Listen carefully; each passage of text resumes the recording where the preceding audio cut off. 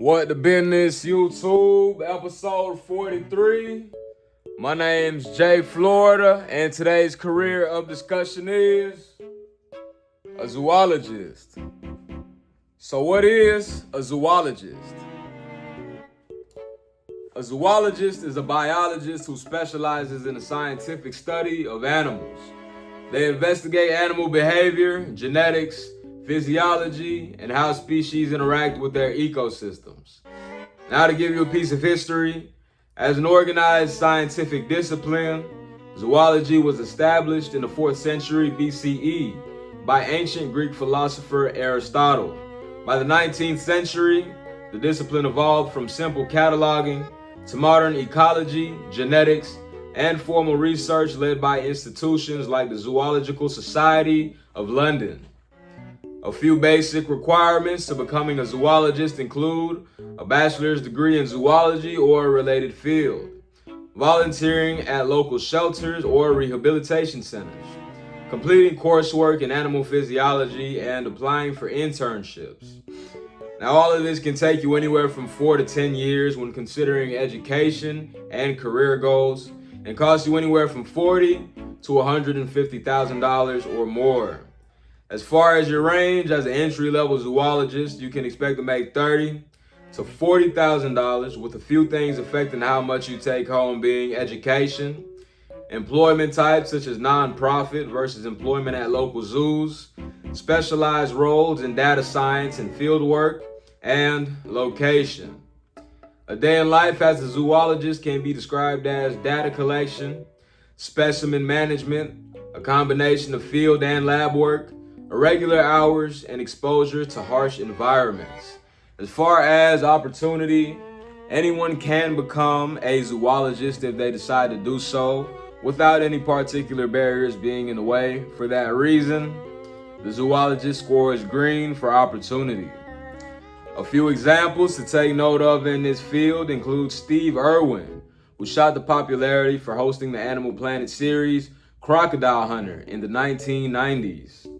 Next, we have Chris and Martin Kratt, the creators of long-time running TV show Wild Kratts, spanning 7 seasons and 175 episodes airing on PBS Kids. And last but not least, we have Dian Fossey, an American primatologist and conservationist known for undertaking an extensive study of mountain gorilla groups from 1966 until her mysterious murder in 1985. Moving on to our fact moment segment of this episode, starting off with fact number 1. Mike Tyson once offered a zookeeper $10,000 to fight a silverback gorilla at a New York zoo after noticing the silverback bullying other animals. Fact number 2.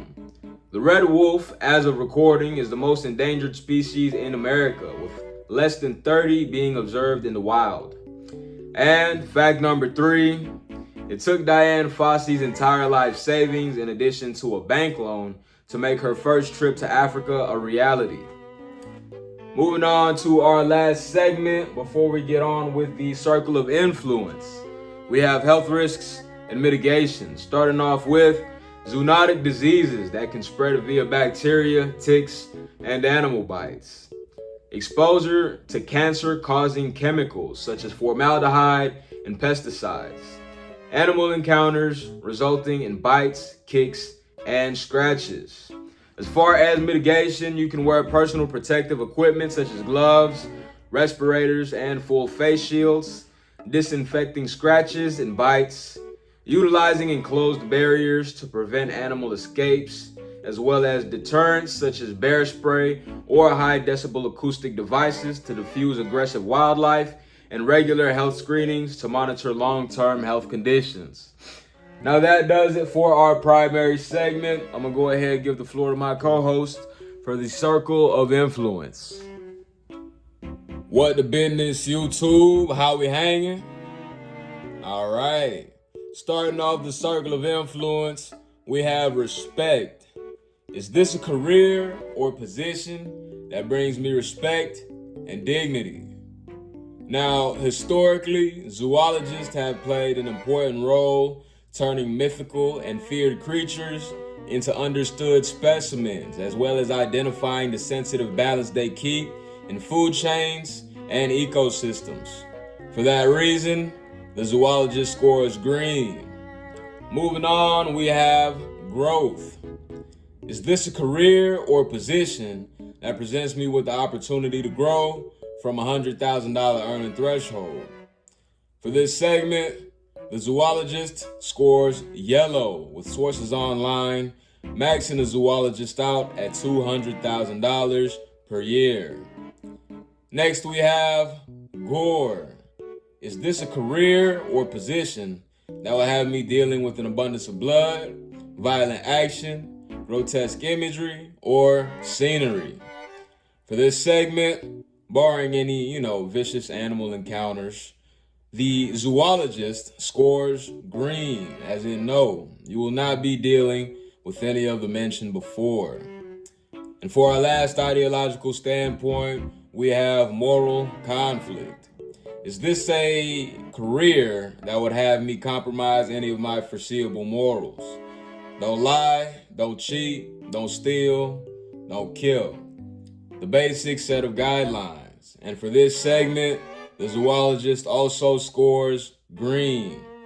Moving on to the statistical side of things, we have gender demographics, where men make up 37% of the industry and women make up 63% of the entire industry.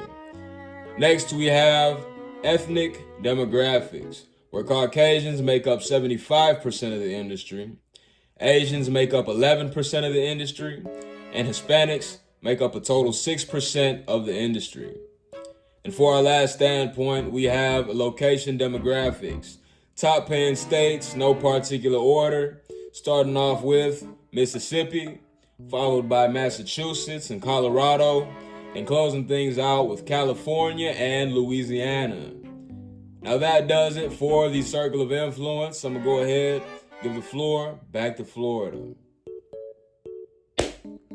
I'm back. Just to summarize the zoologist, it is a career where you'll be walking for quite a bit before you reach the house on top of the hill. Nonetheless, it is a highly respectable career position that presents you with opportunities to travel, as well as provide others with a better understanding of the world around us. And you are fairly compensated with the earning potential of up to $200,000. With that being said, it does look like we have a full episode today. The word of the day is cicada. Self-help resources on the board. As always, I'll leave it down in the description. And to show your support, if you want to see this kind of content more often, make sure to comment, like, and subscribe. And I'll see you guys on episode 44.